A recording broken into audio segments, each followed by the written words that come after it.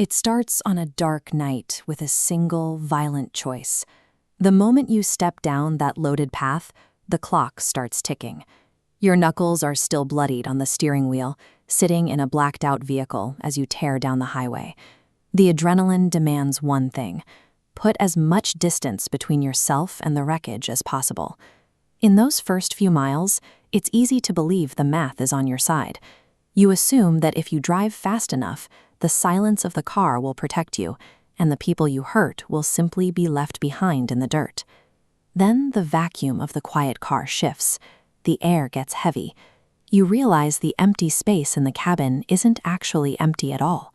The physical victims might be miles away in the rearview mirror, but their ghosts have already found their way into the back rows of your car.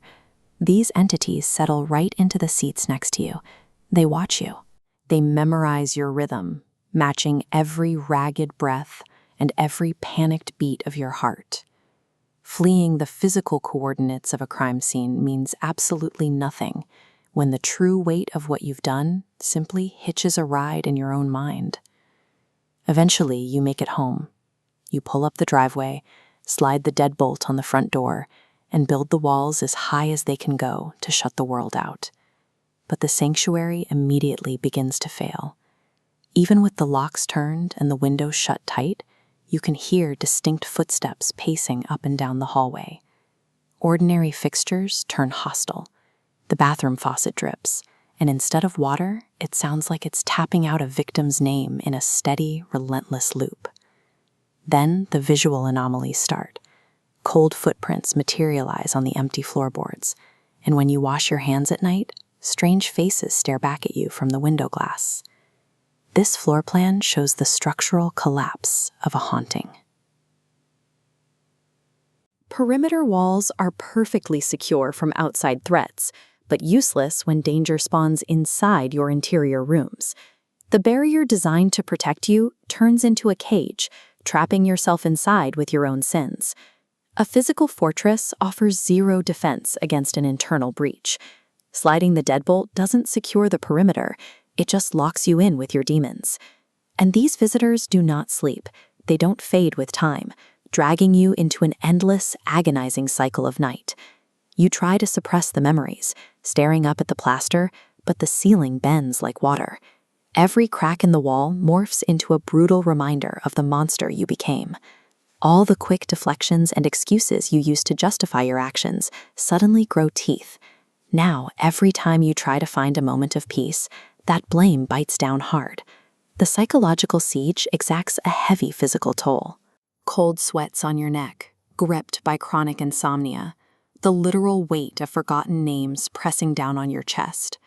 Chronic, unresolved guilt functions as a precise, methodical siege.